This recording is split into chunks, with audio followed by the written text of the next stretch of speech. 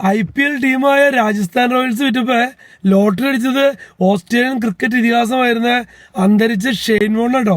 വേറൊന്നുമല്ല, 2008 IPL start ചെയ്യുമ്പോൾ Rajasthan റോയൽസിന്റെ ക്യാപ്റ്റനായിരുന്നു Shane Warne. അന്ന് ഏകദേശം ഒരു 9.35 കോടി രൂപയാണ് 4 സീസണിലായിട്ട് പുള്ളിക്ക് കിട്ടിക്കൊണ്ടിരുന്നത്.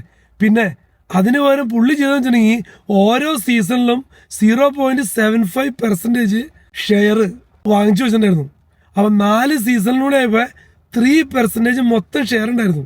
ഇപ്പം ലേറ്റസ്റ്റ് രാജസ്ഥാൻ റോയൽസ് അമേരിക്കൻ കമ്പനിക്ക് ഏകദേശം 15,300 കോടി രൂപയ്ക്ക് വിറ്റു. ആ വിറ്റ സമയത്ത് ഷെയ്ൻ വോണിൻ്റെ 3% ഉള്ള ആ ഷെയറിൻ്റെ വാല്യൂ നമ്മുടെ നാട്ടിലെ 450 കോടി രൂപ. അതായത് ഇന്നത്തെ ഇപ്പൊ ഓസ്ട്രേലിയയിൽ ഏകദേശം $69 മില്യൺ. ഈ തുക ഷെയ്ൻ വോണിന്റെ കുടുംബത്തിനും മക്കൾക്ക് ലഭിക്കൂട്ടോ.